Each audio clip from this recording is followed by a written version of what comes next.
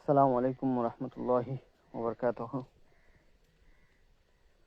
আমার লিস্টে থাকা সকল বন্ধু বান্ধবদের সালাম জানাচ্ছি।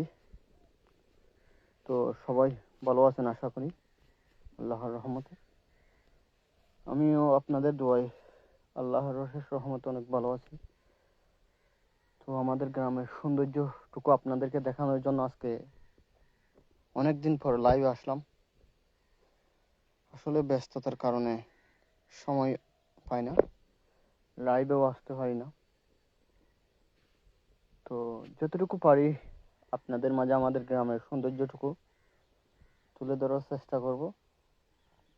আপনারাও আমাকে সহযোগিতা করবেন লাইভের মাধ্যমে।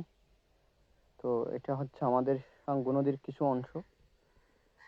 এই নদীটা একসময় খুবই ভয়ঙ্কর ছিল, এখন পরিস্থিতির কারণে শীতল হয়ে গেছে। আসলে সব কিছুই এরকম।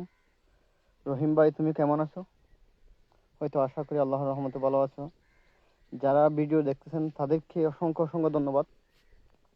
আমি কতটুকু সৌন্দর্য আপনাদেরকে দেখাতে পারবো জানি না, তবে যতটুকু সময় আমি লাইভে থাকবো সব সৌন্দর্যের কিছু মূল আকর্ষণীয় কিছু জিনিস তুলে ধরার চেষ্টা করবো আর কি। তো এক সময় এই নদীটা খুব ভয়ঙ্কর ছিল। নদীটার পাশ দিয়ে কোনো মানুষ হেঁটে যেতে পারতো না, ভয়ঙ্কর কিছু শব্দ বা আওয়াজ করতো, এতটা ভয়ানক ছিল। আজকে এই নদীটা শীতল হয়ে একেবারে মৃত।